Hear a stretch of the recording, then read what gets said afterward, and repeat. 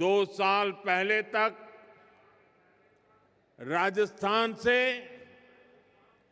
भर्तियों में भ्रष्टाचार और पेपर लीक की ही खबरें चमकती रहती थी, आती रहती थी।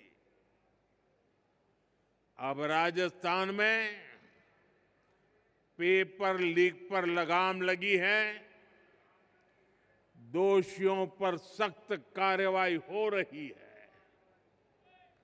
आज यहां इसी मंच से राजस्थान के 21,000 से अधिक युवाओं को नियुक्ति पत्र भी सौंपे गए हैं।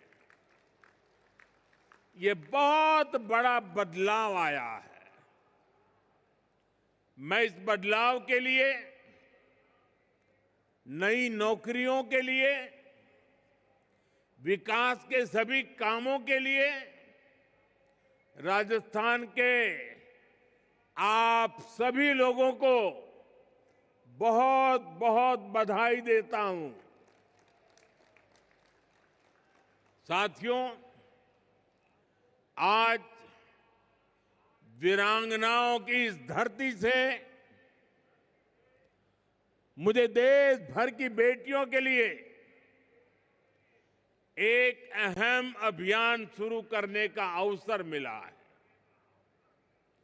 जहां अजमेर से HPV वैक्सीनेशन अभियान शुरू हुआ है।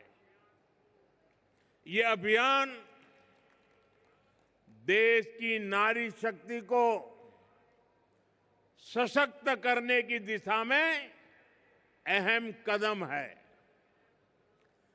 साथियों, हम सब जानते हैं कि परिवार में जब मां बीमार होती है तो घर बिखर सा जाता है।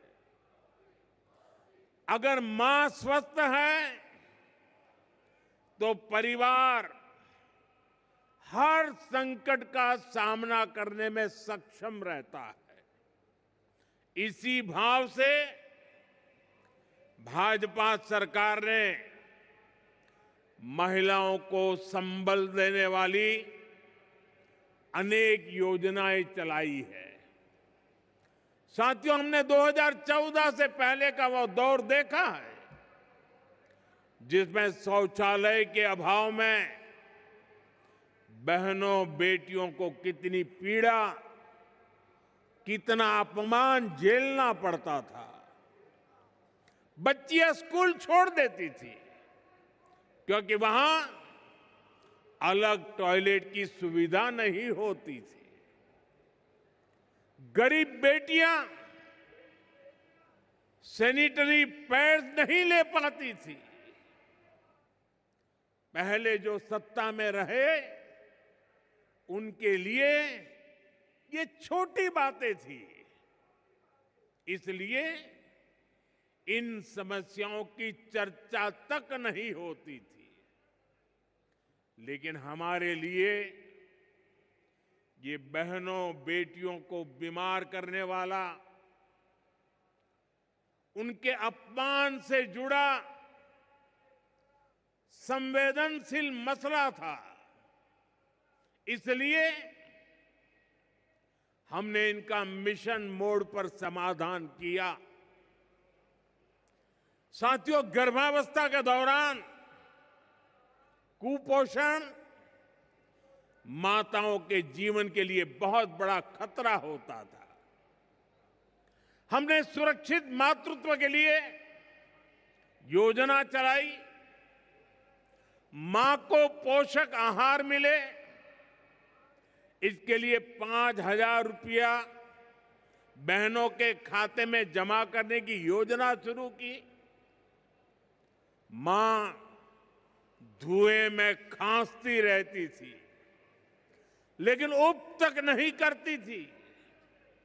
हमने कहा ये नहीं चलेगा और इसलिए उज्ज्वला गैस योजना बनी।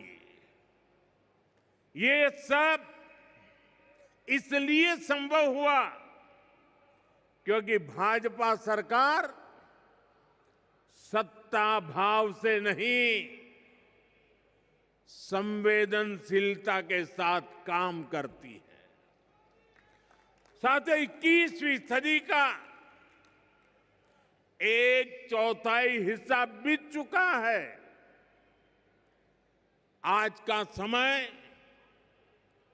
राजस्थान के विकास के लिए बड़ा महत्वपूर्ण है।